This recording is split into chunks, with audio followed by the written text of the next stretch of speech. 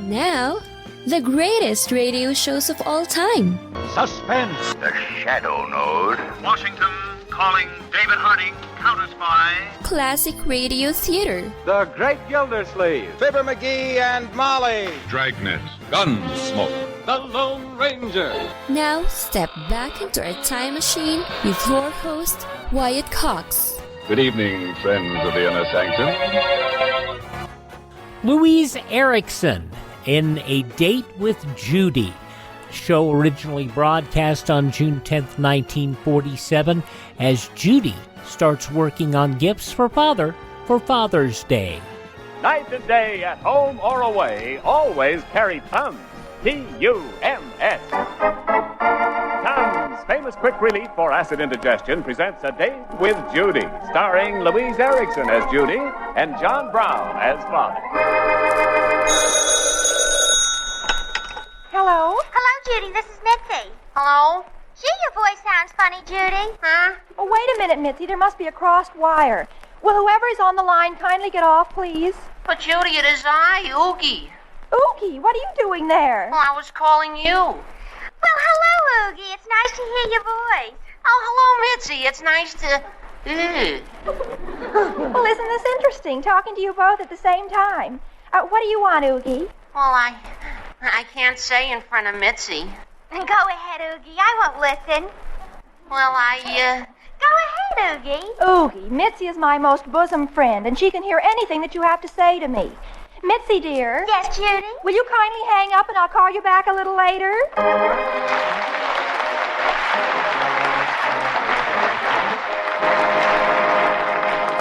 That's Judy, folks. Judy Foster, the lovable teenage girl who is close to all our hearts. Your date with her each Tuesday is arranged by the makers of Tums, famous quick relief for acid indigestion. And now to the Fosters. It's early evening. Judy, her father and mother, and her kid brother, Randolph, are in the living room. And then James Mason walks over to her. She's cowering in the corner, and he slaps her across the face hard. He done? Yes. And then he hits her on the shins with his cane. With a cane? Uh-huh. Oh, my. And then he twists her arm. And that's how she learns he loves her. What? How come he didn't kick her in the teeth? Then she'd have known he was crazy about her. Oh, Randolph. Judy, what kind of a man is this James Mason? Oh, cruel and violent and wonderful, Father. Well, why does he do all these terrible things? Because he's unhappy. He's unhappy. What about the poor girl he's using as a punching bag? Oh, she doesn't mind. She doesn't? Well, of course not. She knows he loves her, doesn't she? What makes her think so? Oh, Father. Of course, you'd think she'd be too busy defending herself to worry about whether he loves her or not. Oh, no, Father. Don't you see his blows don't hurt her? Why not? Because she loves him so much, Mother. Well, of course, you'll think me an old fuddy-dud, but in my day, when a man was in love with a girl, he usually preferred kissing her. Oh, he does that, too. When does he find the time? Between punches. Randolph, what do you know about love and romance? Nothing, I'm happy to say. So nowadays, the way to a woman's heart is a nice black eye, huh? Well, you can laugh all you want. As for myself, it was just the most thrilling picture I've ever seen. And Mitzi thought so, too. That, of course, makes it official. When did you see this picture, Judy? This afternoon, with Mitzi. We sat through it twice. And that reminds me, Mother, Oogie wants to know if I can go to the movies with him tonight. I think not, Judy. But why, Mother? Well, for one thing, you were to a movie this afternoon. Well, I know. But this is a wonderful picture he wants to take me to, Mother. James Mason is in it. Another James Mason picture? No, the same one. What? But you just saw it. Twice. Oh, but that was this afternoon. Minutes and minutes ago. Randolph, please be quiet. Please, Mother, may I? No, dear. But, Mother! I'm sorry, dear, but you were out with Oogie last night. Oh, that doesn't count. Why not? Well, all we did was go for a walk. It didn't cost Oogie a cent. Please, Mother. No, Judy. Absolutely not. It's easy to see that Mother's Day is past. Oh, Dora, let her go. And Father's Day is yet to come.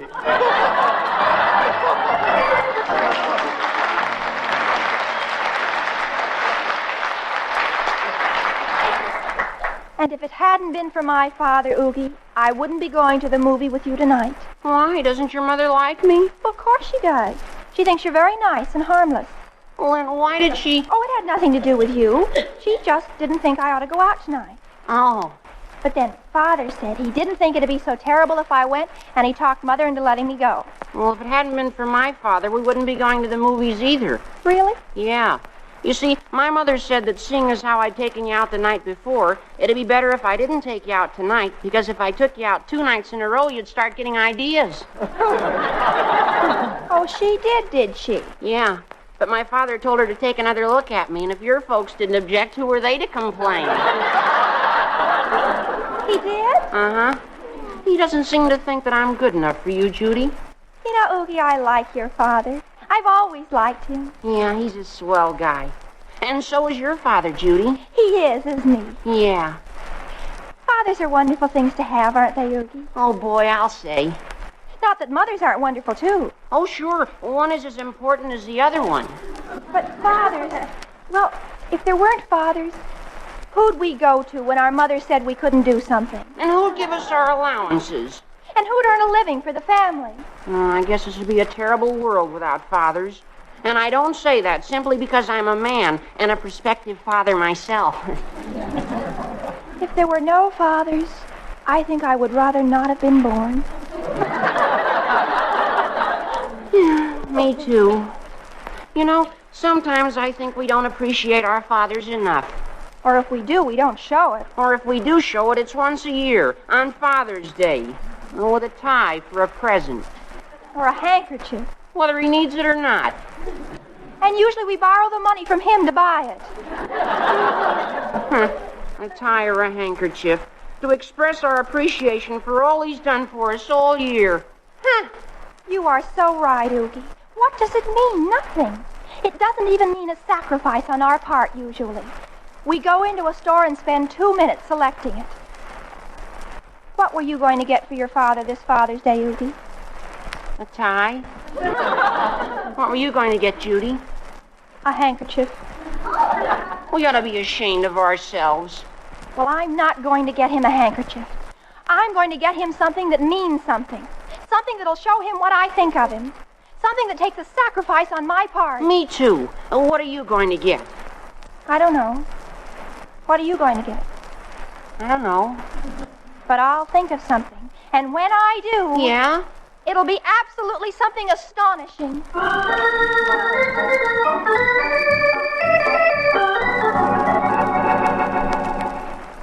And that's what Oogie and I decided. Well, what is it you're going to get for Father, Judy? That's personal and requires a sacrifice on your part. Well, I don't know. I was hoping you'd have a suggestion. Well, how about... You don't want to get him a tie, huh? Definitely not. Well, how about a handkerchief? That is exactly the kind of thing I don't want to get him. But what could be more personal than a handkerchief? But that's so easy. There's no sacrifice involved. There's got to be a sacrifice. Definitely. Father's got to be able to tell just by looking at it how much I think of him. Something personal and entailing a sacrifice. That's right, Mother. I want it to be something from me, not something he can get just any old place. How about a lock of your hair? That's something he couldn't get any old place but from you. Lock of my hair? What can he do with it? Maybe graft it onto his head. He could use a lock here and there. Oh, don't be silly, Randolph. Mother, can't you think of anything? Well, I can think of things, dear, but if it's personal, there's no sacrifice, and vice versa. It's got to be both. I won't settle for... Hi, everybody. Hello, Father. What's in that package, Father? I bought myself a new pair of shoes for the summer. Oh, let's see. Brown and white.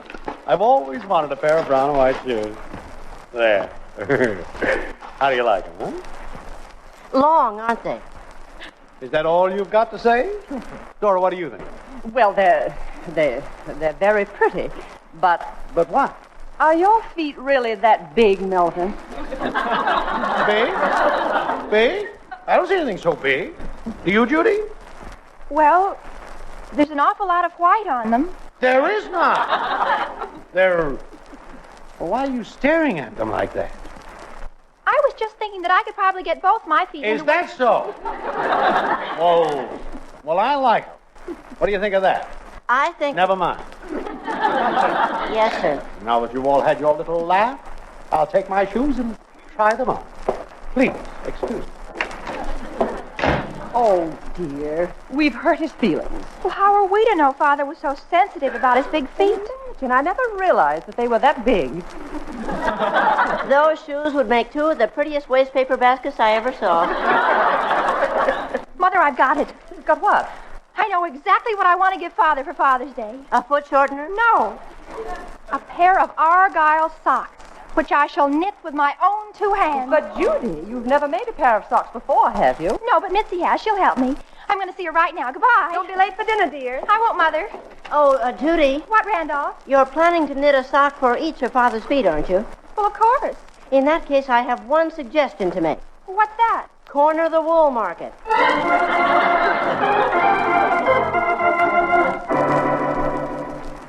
Well, of course, Judy, I haven't knitted too many pairs of socks, but I'd be delighted to help you. Oh, thank you, Mitzi. I knew I could count on you. Thank you, Judy.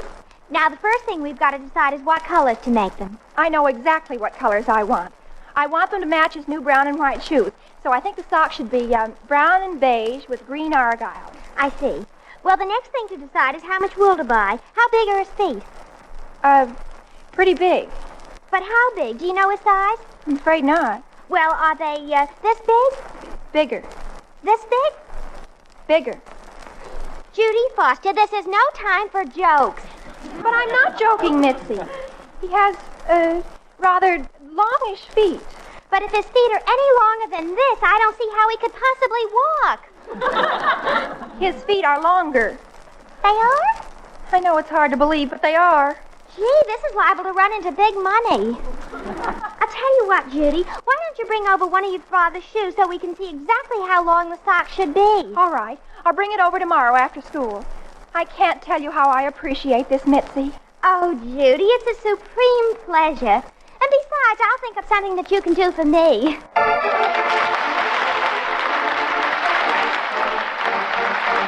Louise Erickson as Judy in A Date with Judy, June 10th, 1947 on Classic Radio Theater with Wyatt Cox.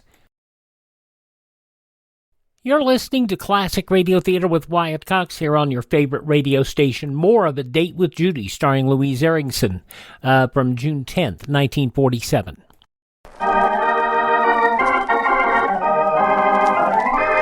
And now, back to A Date with Judy.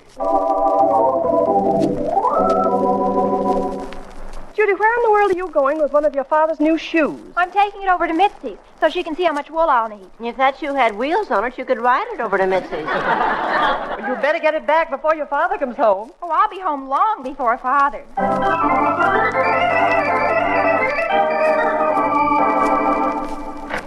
Hi, Dora. Hello, son. Hi. Melvin, what are you doing home so early? Oh, I made an important appointment for this afternoon. I thought I'd put on my new tan suit. Want to make a good impression. Well, were you planning on wearing your new shoes, too? No. Oh. But it's a great idea. I think I will. Be back in a few minutes, Dora. Uh-oh. Randolph, go into the living room and call up Judy at Mitzi's. Tell her to bring the shoe right back and get it up into Father's bedroom. Okay. I'll try to stall him till she does. Dora! And it won't be easy. Hurry, Randolph. Okay, Mother. Dora! What is it, dear? Shoes usually come in pairs, don't they? Melvin, what are you talking about? I can only find one of my new shoes! Oh, nonsense. Look under the bed.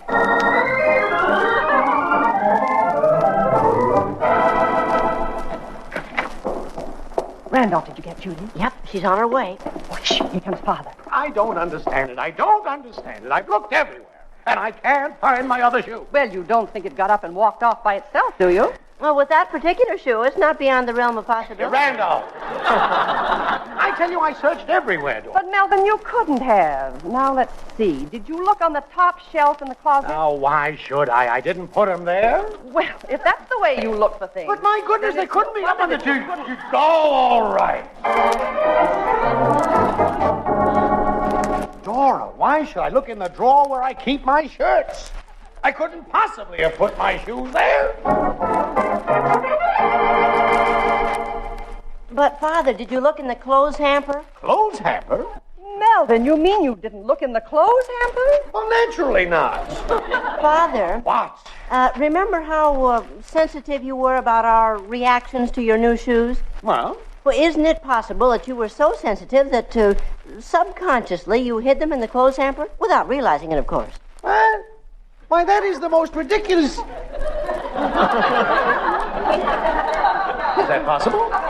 Oh, much stranger things can happen when people are so ultra-sensitive. Oh, nonsense. Never heard anything. Silly, but I'll look. I don't think we can stall him much longer, Mother. No, neither do I. Oh, Judy. And all the way. Am I too late? No, you go on into the den, Judy, and when Father comes back in here, you run upstairs and put the shoe back. Then go down the back stairs so Father won't see you. All right, Mother. Oh, this is not going to do Father's nervous system any good. Well, we'll explain it to him after Father's Day. All the foolish, wild goose chases. Subconscious. Well? Naturally, my shoes went out in the clothes hamper. And don't anybody dare suggest I look in the medicine closet. Melvin, why can't you ever find anything? Me? Me? Why can't I find it? Well, I like that. This house is so disorganized. Things have got to change around here, Dora. I insist upon it. We've got to institute some order in this house. Organization. All right, Melvin, all right. I'll find your shoe for you. Oh, you'll find my shoe just like that, huh? Yes. All right, Mrs. Wise Guy, come on. Let's go. So you think you're going to find it just like that after all the time I spent looking for it, huh? Want to bet she does, Father? You bet I do. I'll bet anything you want. How about a week's allowance? Randolph.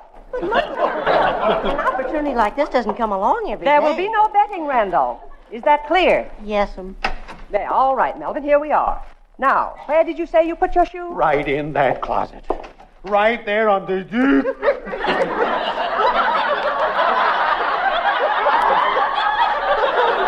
No. Oh, no? What are those, Melvin? But... Looks like two shoes to me. Melvin. Were you playing a joke on us? Joke? No. I mean... Father, remember what I said to you a few minutes ago about your subconscious? Well, yes, but... Well, I was wrong. You were? Mm-hmm. Your subconscious sensitivity didn't result in your hiding the shoe. I didn't, did it? No, it resulted in your not seeing it. Oh, no.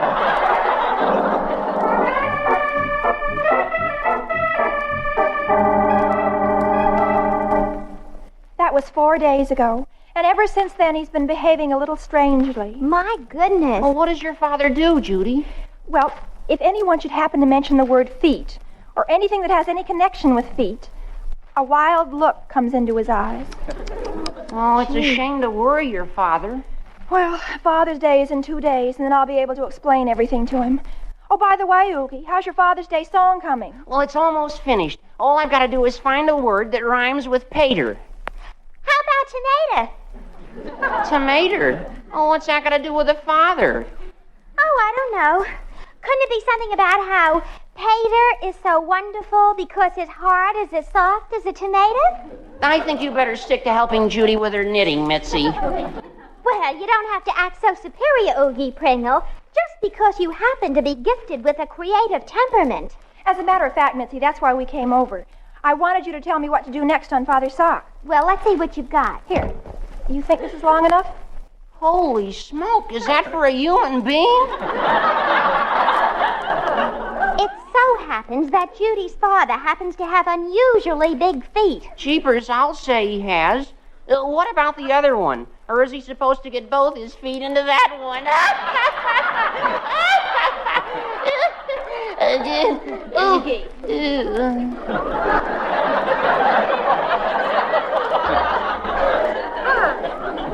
Naturally, there will be 2 of them. One for Father's Day, and one whenever I can finish it.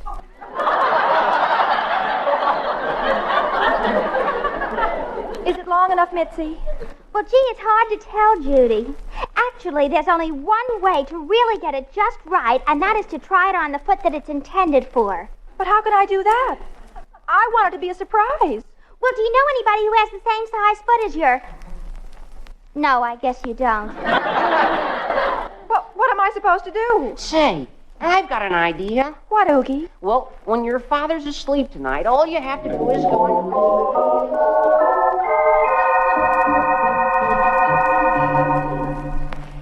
Do you think he's asleep yet, Mother? I'll see. He's asleep. All right, Randolph, come on. You promised you'd help me. I'm right with you. Now, lift the cover off his feet. All right. There. Now, hurry. I'll try. Hold his foot up while I slip the sock on. Okay.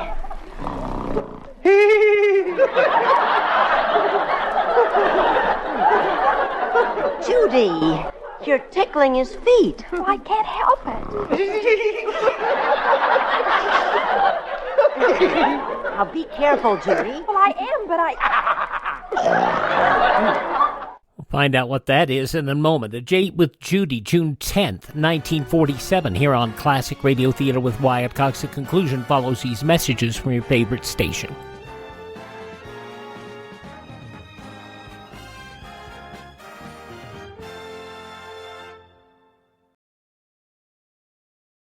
Just going to take a minute here to tell you about the big savings going on now, the clearance sale at mypillow.com. And you know, I've talked about how in my office I have a pair of my slippers, and they're really comfortable, and they're on clearance right now. The mypillow.com slippers, $25 a pair, limit 10. And I would buy 3 or 4 more pairs. Unfortunately, they're out of my size. They also have sheets, pillowcases, clothing items, all on special right now. Go to mypillow.com, click on the clearance tab at the top of the page, use my promo code Wyatt, or call 1-800-928-4715. Limited sizes remaining in the MyPillow slippers, limited colors on other items. mypillow.com, clearance tab, promo code Wyatt, 1-800-928-4715.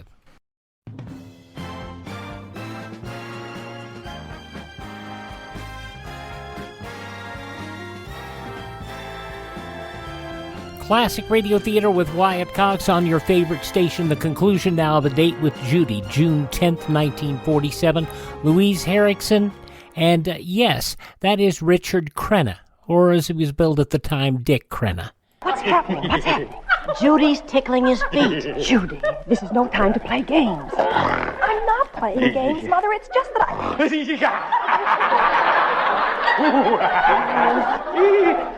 He's waking. What should I do? Pull off the sock and let's get out of here. All right. There, let's go. What's that? What was that? Dora! What? What's the matter, Melvin? Someone was in this room. Oh, don't be silly, dear. Oh. You go back to sleep. There was. Whoever it was tickling my feet. Melvin, what are you saying? I know it. There's somebody in this house. A prowler. A burglar. I'm going to see. Melvin, come back to bed. No, sir. There was somebody. I'm going to see if the children are all right. Judy! What is it? It's me, Judy. Father, what are you doing up? Now, look, honey, don't be frightened. But there was someone in my room tickling my feet. Oh, really, Father? There was, I tell you. I remember laughing right out loud. What's going on around here? Father says somebody was in his room tickling his feet. Oh, really, Father? But there was a burglar. I felt him. Father, do you mean to say you think a burglar has nothing more important to do than break into houses and tickle people's feet? I know it sounds ridiculous, but... Well, then why did I laugh? Why should anybody want to tickle my feet? That's a good question, Father. Father, I'm afraid your subconscious is working overtime. Huh? What do you mean? Well, it was bad enough when you didn't see the shoes that were right in front of you. Yeah. But when you dream that burglars break into the house just to tickle your feet. You're right. I should have consulted a psychiatrist right in the beginning. But, Father... Don't worry, dear. I'll make an appointment the first thing in the morning. I'll be all right. I hope.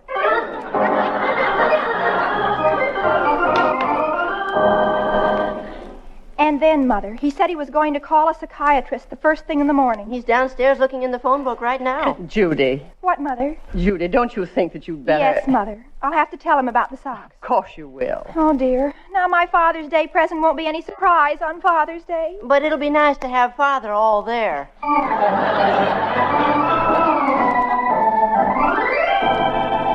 And that's the way it happened, Father. All because I wanted to be sure that your sock was the right size. You mean you were tickling?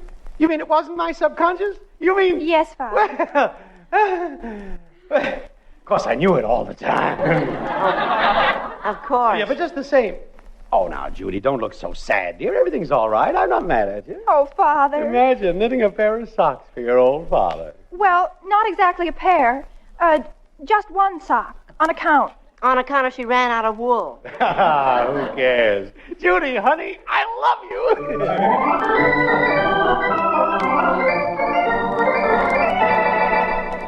So I simply had to tell him, Oogie. Yeah, I guess you did. Boy, imagine going around thinking people are tickling your feet. And now I have nothing for my father for Father's Day. What do you mean? You have a whole sock finished, haven't you? Nothing. Absolutely nothing would induce me to give it to him now, Oogie. Don't you see? He knows about it. It wouldn't be any surprise. Oh. And I'm completely without funds to buy him anything else. Oh. Oogie, did you finish your Father's Day song? Oh, boy, did I. It's my masterpiece. Just wait till my father hears it. No, Judy. I wrote it for my father. It's really not very good, Judy. I'm sure your father wouldn't like it. Judy, please don't look at me like that.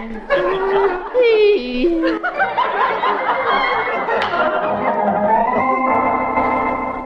Happy Father's Day, Father. Well, thank you, son, and thanks for this beautiful green tie. Isn't it beautiful, darling? It certainly is, dear. How did you know this was exactly what I wanted? Well, I figured that if things ran true to form, anything I got you would be exactly what you wanted. Well, it certainly is. Happy Father's Day, dear Father, dear. Oh, thank you, dear daughter. Where are the pair of, where is the sock you knitted for me? Well, Father, to tell you the truth, Hi, everybody. Oh, hi, Oogie. Happy Father's Day, Mr. Foster. Well, thank you, Oogie. Well? Judy, my father loved it. He did? Uh-huh. He said he couldn't have found a better receptacle for bottle tops if he'd had one made to order. Oh. What are you kids talking about? Well, you see, Father, when I told Oogie you knew all about the present I made for you, he simply insisted we trade Father's Day gifts. I did? Yes. So Oogie gave his father your present, and I'm giving you his present. I see. I think. Well, what did I win? Go ahead, Oogie. You sit right down there at the piano. Okay. What is all this? Well, I've written a little song for the occasion in your honor, Mr. Foster. It isn't much. I think it's pretty good. Well, go ahead, son. Well, here goes. If his socks should forever need mending, and stray dogs he's always befriending, and his jokes never have a funny ending. Huh? Yep, that's our dad. If he's proud of his son and his daughter, That's more like it. and boasts of them more than he oughter, Well, and he sure doesn't spend his dough like water. now, wait a minute. Yep, that's our dad. And when it comes to making speeches, that's when Father's at the top. But time and again, he never knows when to stop. Huh? That's Pop. Still, we're all very fond of our pater, and we feel that there's nobody greater. And our own precious ever-loving mater says that she's glad that he, our dad.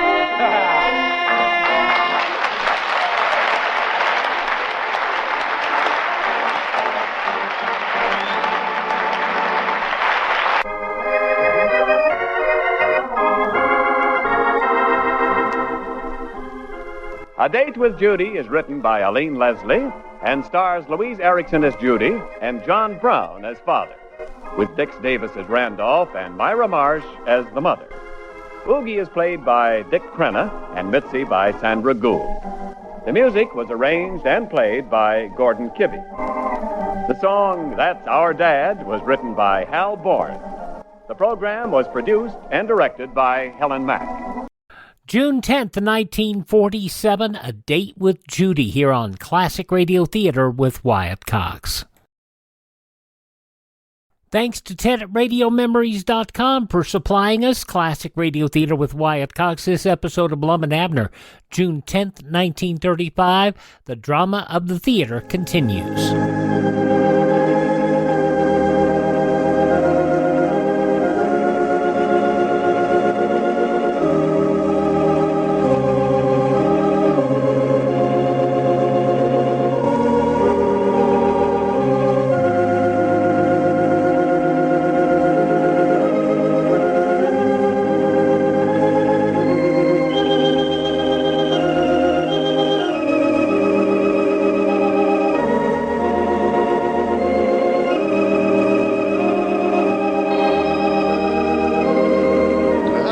everybody. Here we are, all ready to take you down to Pine Ridge for another visit with Lum and Abner. Brought to you by the makers of Horlicks, the original malted milk. And now, let's see what's happening down in Pine Ridge. Well, things look a little blue for the Pine Ridge movie magnates.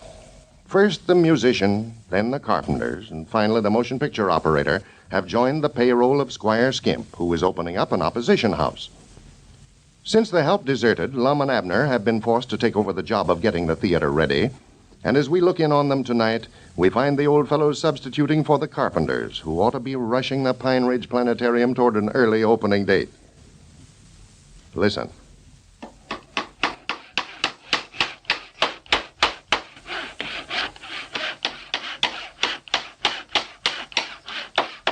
What's going on in here? Well, hello, Dick. Howdy, Dick. Come in. What are you fellas doing? Why, we're trying to get things finished up around here. Well, where's all your carpenters? I thought Ezra Seastrunk had charge of this remodeling. Well, he did, but they all quit and went to work for Squire Skimp. Yeah, Squire come over here and offered them twice what we was a-paying them. You mean they just walked out and left things half finished here? Yeah, me and Abner's put in 2 days now. Working day and night, you might say. Had to just lock up the store over there. Yeah, I come by there a while ago looking for you and saw it was locked. What's the matter with Grandpap? Couldn't he look after the store for you? Well, he quit us, too. He's working for Squire now, too. Yeah, everybody quit us. Grandpap and Cedric and everybody else. Cedric quit you? Yeah, well, we ain't holding it again them, though, Dig. Squire's just trying to keep us from opening up over here and offering them so much they just couldn't afford not to take it. Well, I thought that you sent Cedric into the county seat to learn how to operate the picture machine so that he could run your show for you. Well, we did, but he give us back the money we give him for his expenses. Yeah, we got another feller now, though, that's going to run it a heap better than Cedric. Who's that, Abner? Me, I know. Well, you don't know anything about running a moving picture machine, do you? Well, I don't know where I do or not. I never tried it. I think Abner will catch on to it all right. Oh, yeah. The machine will be out here tomorrow, and he's going to practice a few days before we open up. So Squire's trying to keep you fellas from opening up, huh? Looks that way, sure. Yeah. You know, he got them chairs we was aiming on using from the lodge hall. See, he rented the whole thing over there, the hall and the chairs and everything. Yeah, it's a shame that Squire's putting in a show, too. He'll make a mean competitor. Won't stop at anything. No. We found that out. Well, I'd hate to see you fellas lose a bunch of money in this thing. Well, we've gone too far now to back out. I've always felt, though, if a man does right, why, he'll come out on top. Squire's having everything his way now, looks like, but I just can't believe a man can make a success out of nothing and going about it like he is. No, nor me neither. Me and Abner's just going on about our business, trying to be upright and honest in all our dealings, and if we can't make a success out of it that way, why, we'll just have to lose, that's all. Well, now, you're just right about it, too, Lum. I'm glad to hear you talk that way. Of course, it's awful unencouraging right now. Looks like everything's going against us. We wanted to get opened up and going before Squire got that place of his ready. But I don't know now. All these carpenters are taking out and quitting. Well, let's see. What all have you got to do yet? Well, we got to finish the lobby out there, and then build a box office there in front. And then, of course, we got to paint the front, too. Well, now, we got to get some seats, Lum. Don't forget that. Yeah, that's another thing that's going to slow us up. We can't afford to buy no new one. Well, I was just thinking, I believe there's a place in there at the county seat that rents them folding chairs out. Rents them out? Yeah. Well, now, that's just what we need if we can find them. Well, I'm going in there tomorrow. I'll look around and see if I can't pick you up some. How many you need? Well, I don't know hardly now. Squire's opened up again us. There was 200 of them we thought we was going to get from the lodge, but I reckon we won't need that many now. Well, now, if I were you fellas, I wouldn't stand back on Squire's account. Just go ahead as though he wasn't even over there. Just ignore him, huh? Why, sure. I'd like to see you fellas run him clear out of business. Well, all we can do is just open it up and hope that the folks comes here instead of going over there. Well, I believe that you two fellas got a lot more friends around here than Squire. Well, I'd hate to think that we never. Why, sure, and I know they'd rather patronize your show than his. There ain't hardly anybody here in town that Squire ain't skinned at one time or another with some fake stock scheme or skin game of some kind. No. Yeah, he's awful bad about that. Always got something to sell. I never seen a feller like him. He ain't did a honest day's work as long as I've knowed him. Yeah, but one thing he does know, and that's the show business. You know how well he done with our circus when he's running that for us. Yeah, I know how he cheated us out of it. Yeah, but what I'm talking about, he got the crowds out to it. He'd get out there in front making them speeches and telling them anything to get them inside. I was always sitting there waiting to sell tickets. I had to hide my face. I couldn't bear to hear him tell them all them things, knowing that they weren't so. Well, every time I heard him give one of them speeches out front, why, I oughter just broke my neck to get on the inside to see the show. Yeah.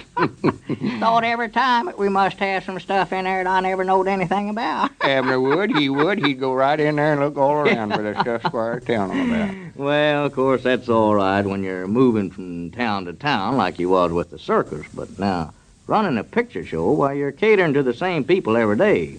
You can't misrepresent things to them or they won't come back. Yeah, like that old saying of mine. You can fool some of the people all of the time, but you can't fool all of the people some of the... yeah. Well, I mean... for the land's sakes, talk about the devil and his image will appear. Look yonder. Oh, my goodness alive. Now, what's he doing coming over here? I hope he ain't going to try to hire me and you now, Lum. No. Well, maybe I better run along. He'll more likely want to talk business with you. No, now, sit still, Dick. We ain't going to talk nothing with him. I don't know what he wants, but I know I ain't going to do it, whatever it is. No, me neither. Wait a minute. Well, howdy, Squire. Come in. Well, good evening, gentlemen. Good evening. Hello, Squire. How you, Squire? Why, all right, I reckon, Dick. Lum, I just wondered if I couldn't see you private on a little business matter here. Well, whatever you've got to say, Squire, you can just say it right out in front of Dick here. Well, all right. It don't make a lot of difference to me, I don't guess. Well, I can step outside while you fellas talk. No. Sit still, Dick. What was it, Squire?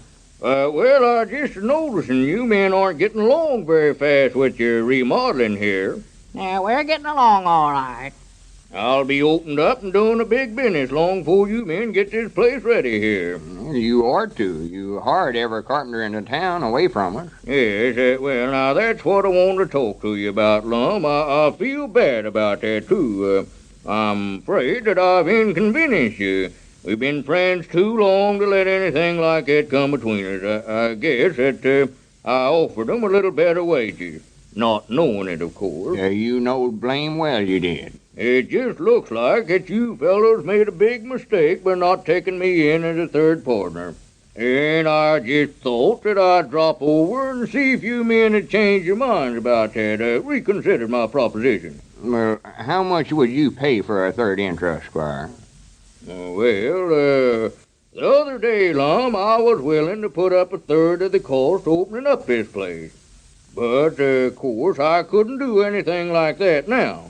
But I've got a new offer to make you. A new one? Yes. Well, I figured you'd see where you was making a mistake opening up again us. Well, now, I'll stop the work on mine right now and not open it up. We'll change the name of this one to the name that I had picked out for mine. Change the name to Skimp's Hippodrome. Then the three of us will go in together as equal partners with me as manager. And you gentlemen put up the money and I'll manage the theater. Wait a minute. You mean just give you a third interest in it for nothing, then? Well, no, not giving it to me, Lum, exactly. You'd be buying my goodwill and experience in the show business and getting rid of a competitor at the same time. Now, hold on. Let me get this straight. Me and Abner puts up all the money, and you take over the management of it, and we'd all three be equal partners, huh? Yes, I'd be willing to split the profits 3 ways with you. Give you men just as much as I take for myself, on account of us being such old friends, you know. Well, let's see, Squire. You made us a proposition. Now I'm going to make you one. Yes, well, fine, Lum. I'll listen. That's the only way to get together on a deal. Yeah, careful now, Lum. I know what I'm doing, Abner. Squire, we'll give you, Yes. We'll give you just 2 minutes to get out that front door there. I'll take this sawhorse and wrap it right around your neck. Now get out of here and don't you never stick that ugly face of yours back in here again. Yeah, me now, too. Now scat. You can just go jump in the lake. That's who you are, and I'm the man that can do it, too. Well, all right, gentlemen, if that's the way you feel about it. But I'll tell you one thing. You haven't heard the last from Squire Skimp. I'll see that this show will never open its doors. That I promise. Good day. Well, I might have did wrong. No telling what he will do now. Well, I'm glad you done just that. Them was the very words that I was going to say, Lum.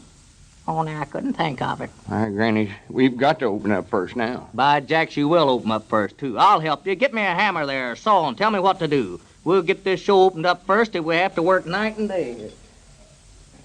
Well, it looks as though Dick Huddleston may help to avert the total eclipse that's been threatening the Pine Ridge Planetarium. Ladies and gentlemen, if you have any children of your own, I think you'll appreciate a letter I brought along tonight. It's from little Mary Jean of Lima, Ohio. Here's what she says. I'm a little girl 8 years old. My mother says that when I was a tiny baby, I cried all the time because I was hungry. I guess you would cry, too, if you were hungry. But the doctor told Mother to give me Horlicks malted milk. And from 2 weeks old, I was raised on it. And last year, my teacher sent Mother a note to tell her I was the only one in the room that was the exact weight and height for my age. I still love to drink Horlicks. Well, good for you, Mary Jean. You just keep on drinking plenty of Horlicks. It's a fine drink for youngsters, as thousands upon thousands of mothers have already found out. Medical and child feeding authorities, too, have always recommended Horlicks for children of all ages. Mothers, get some for your children. Your druggist has it, you know, in both natural and chocolate flavors.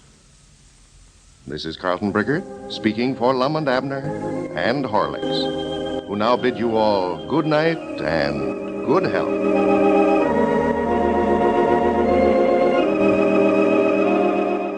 June 10th, 1935, Lum and Abner here on Classic Radio Theater with Wyatt Cox. You can hear the show anytime at classicradio.stream. Our podcasts are available full-time there, classicradio.stream, or find places where the podcasts are available by the list there. You can find our social media links. You can learn about building a classic radio collection of your own, and you can also buy me a copy that helps us to acquire classic radio collections and helps us maintain our distribution channels. classicradio.stream. Thanks for tuning in. Tell all your friends the greatest radio shows are right here at this spot on the dial. Classic Radio Theater with Wyatt Cox on your favorite station.